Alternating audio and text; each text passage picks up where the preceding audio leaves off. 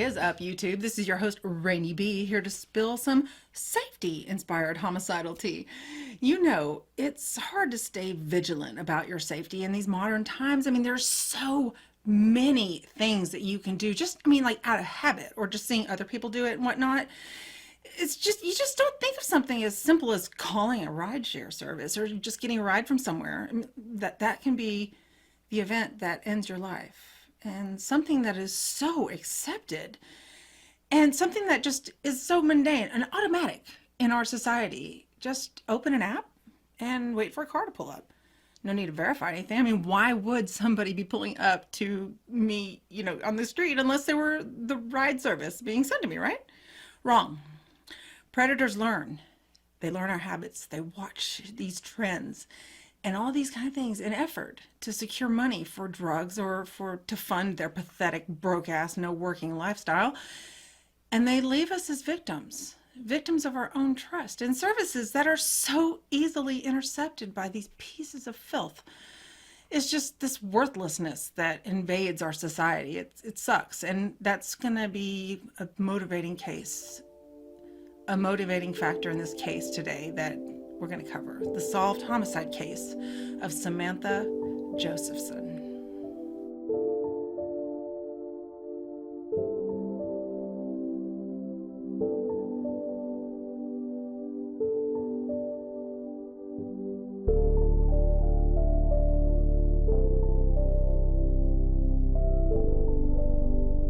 Samantha Lee Josephson was a stunning 21-year-old woman with a supportive and loving boyfriend, close-knit group of friends, and a caring, tight-knit family. Those who knew her said that she was hardworking, kind, and extremely generous. Her gregarious and effervescent demeanor allowed her to quickly make best friends with anyone and everyone that she came in contact with. Samantha grew up in Robbinsville Township. It's a modest town in New Jersey, and was mostly known among her friends as Sami, and was affectionately actually referred to as Sweet Pea by her parents.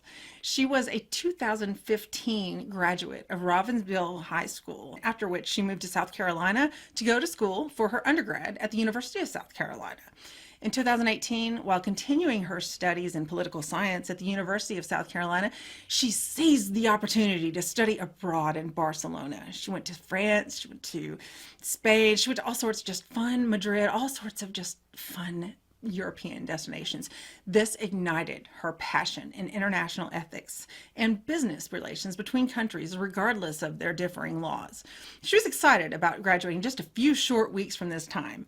And she was actually more excited to start at law school at Drexel University in Philadelphia, doing what she was passionate about. She wanted to realize her dreams of becoming a legal representative for the United Nations.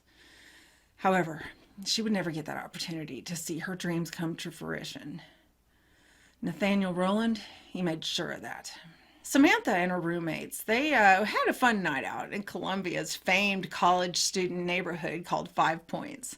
At some point in the evening, Samantha had actually become separated from the group. So around 1:30 a.m., March 29th, 2019, she made the decision to leave the Bird Dog pub and decided to call it a night. She'd had enough. So she got out her phone, opened up her Uber app, and secured a vehicle to come pick her up safely, of course.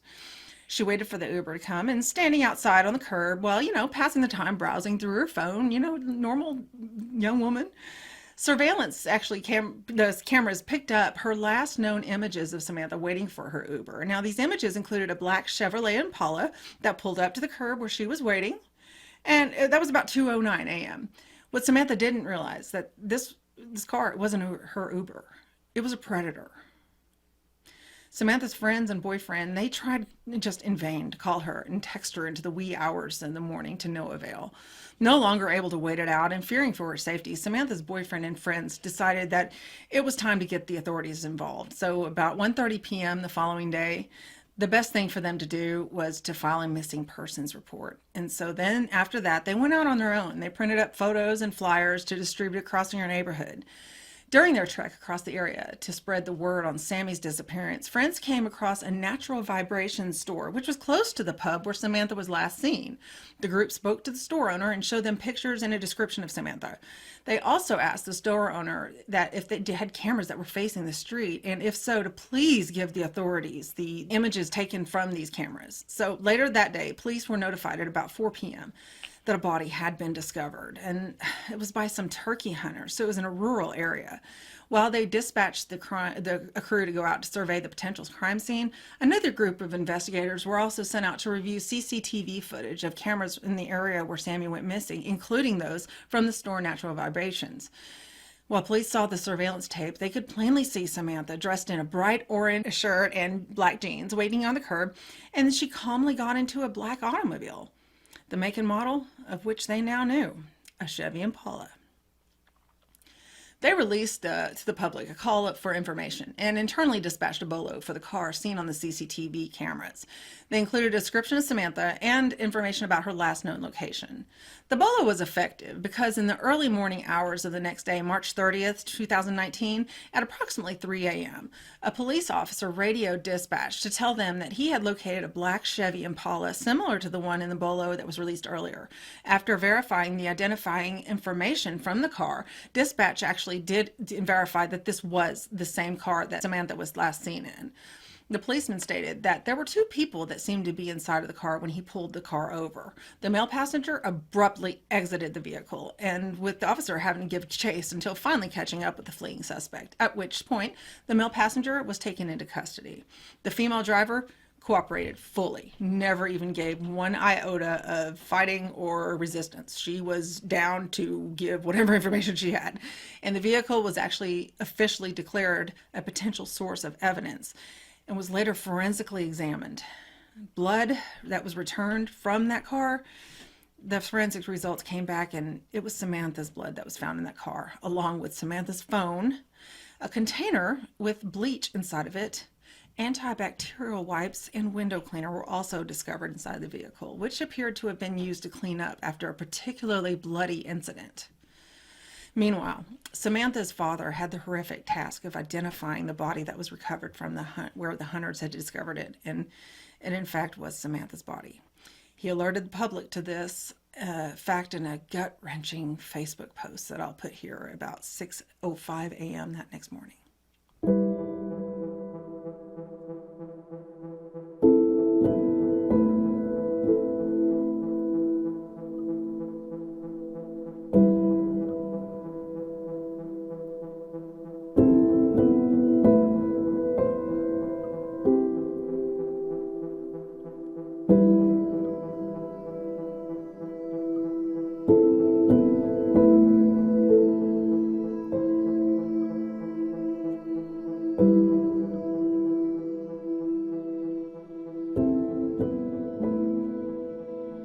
Spent the morning and afternoon gathering further evidence, and they discovered that their suspect, 24-year-old Nathaniel David Rowland, had actually been a suspect in another crime only 5 months prior for possessing and selling stolen goods linked to a violent carjacking and kidnapping of another woman.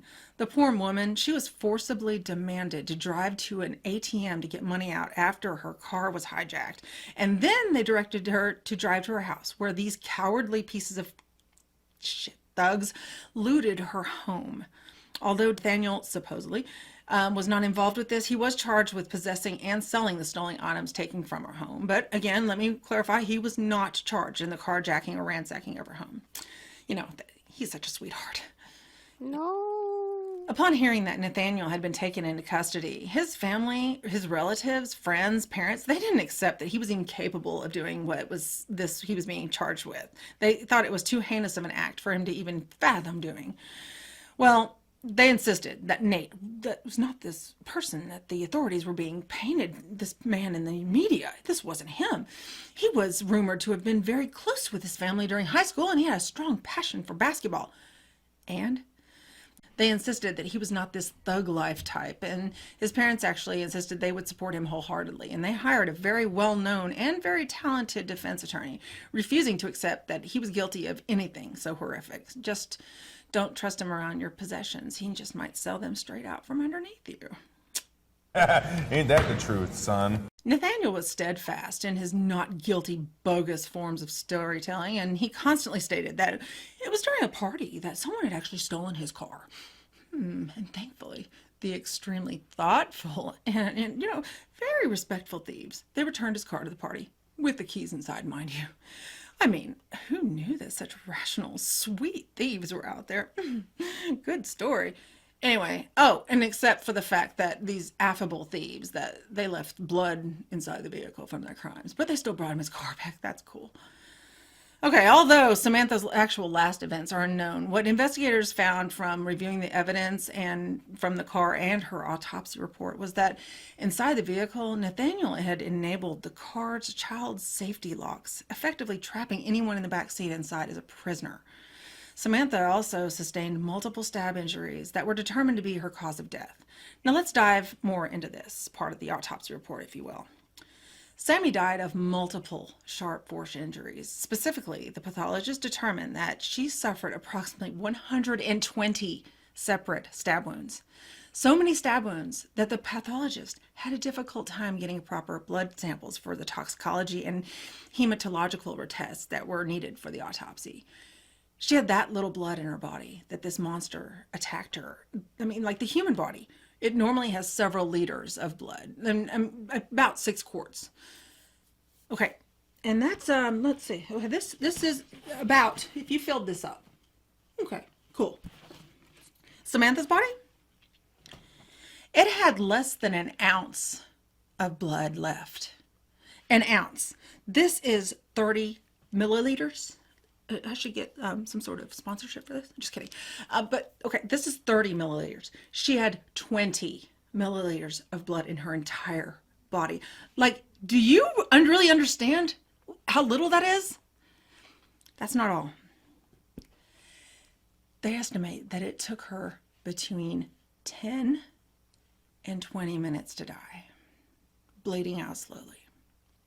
Now, before I start screaming about lethal injection, let's go ahead and get back to the case. Now, after receiving the autopsy report, investigators pieced together that the final moments of her life were absolutely horrible. It was a dual-bladed knife that Roland had used to stab her, like I said, around 120 times.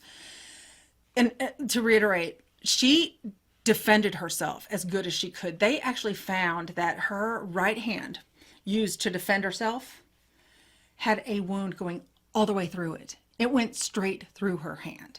Additionally, Roland stabbed Josephson, with a strong enough motion to her head that the knife penetrated her skull and reached her brain.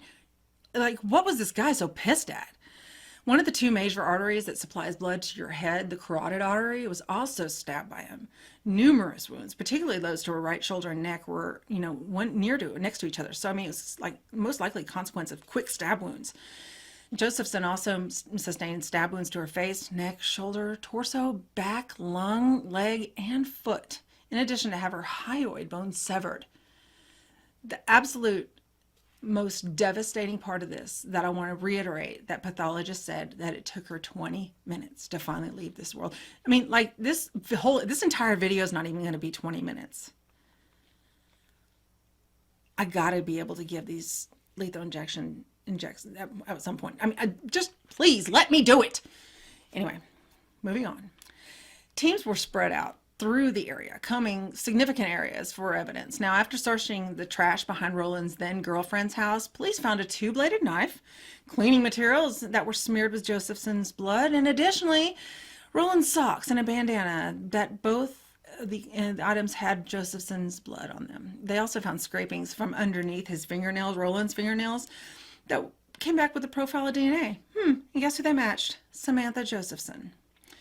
In the process of looking for more fingerprint evidence, detectives discovered a bare footprint impression on Roland's Impala's rear interior driver's side window. The forensics specialists, they used a latent print analysis to definitively match the patterns of this footprint with the distinct friction ridge patterns that were on Josephson's bare feet.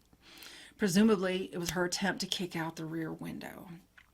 Also in Roland's possession were many additional items that had prints on them from Josephson and both Roland. Further, I mean, this completely sealed his being with her during her final moments. So I don't know what are we going to argue? Okay. After learning about Samantha's passing, her fellow University of South Carolina students, and they were numbed and devastated.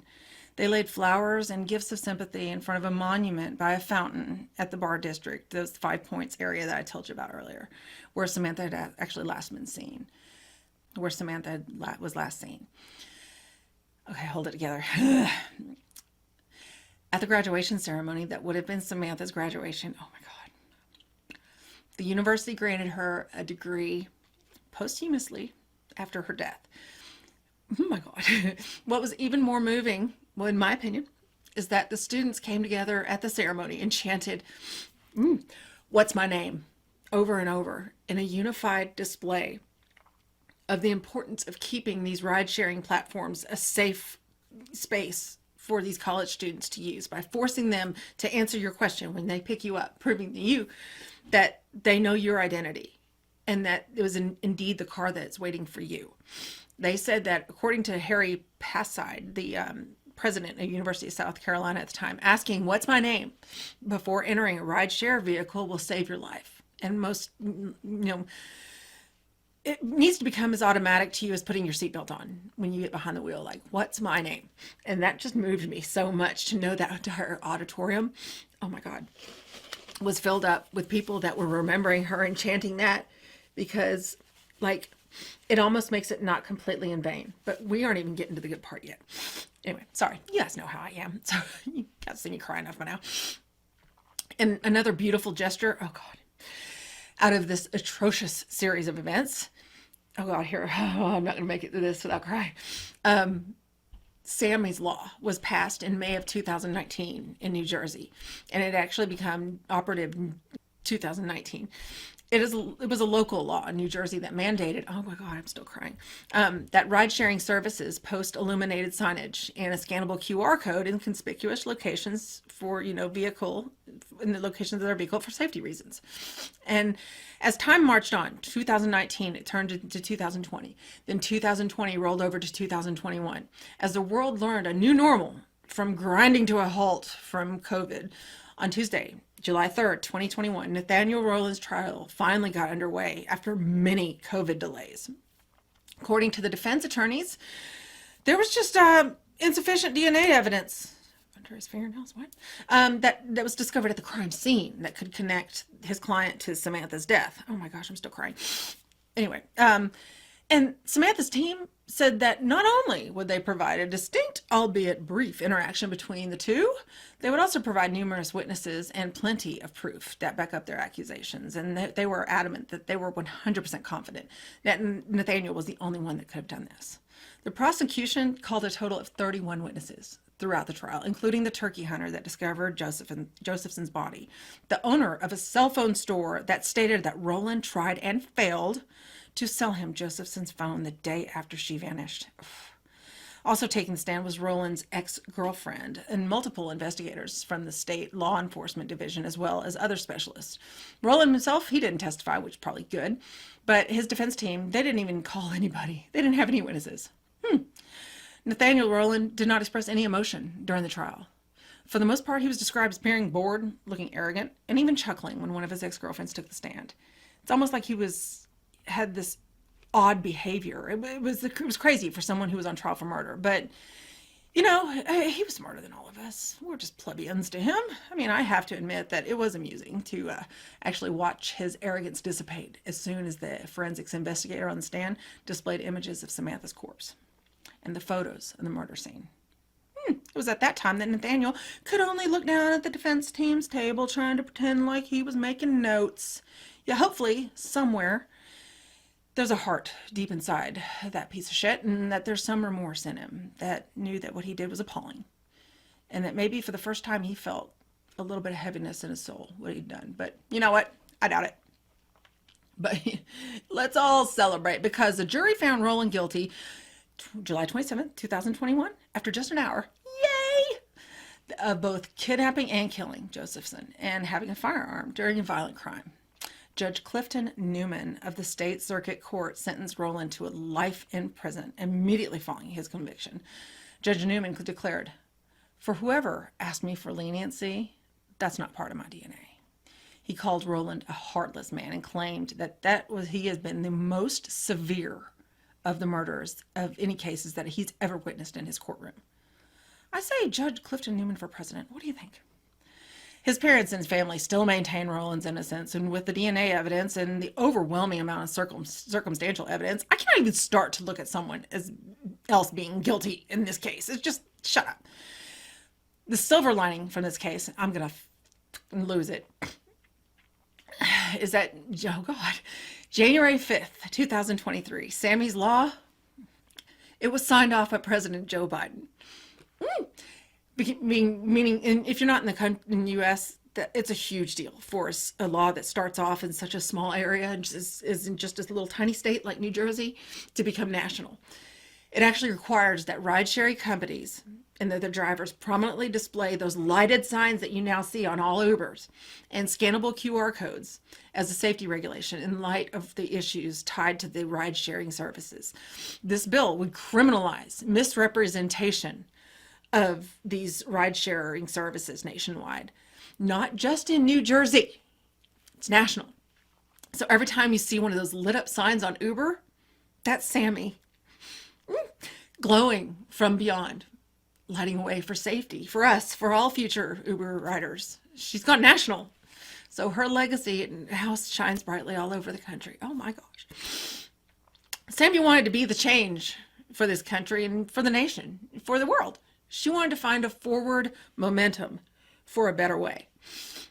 And she wanted to continue her schooling to allow her to do so. She wanted to use her knowledge and her learning and everything, her studies, to make an impact with the United Nations and create a better world. And she had no idea that even from beyond the grave that she would. And I swear I don't know this person, but still, it's just, for some reason, this case really moved me. And she still does this. She succeeded. So there's no way to quantify the number of people whose lives have been saved from predators acting as rideshare drivers looking for victims. But they can no longer feed on these vulnerable people in this manner. Sami made damn sure of that. So thank you, Sami. We're all safer because of you. So rest in peace, sweetheart. And until the next video, and we'll see you soon.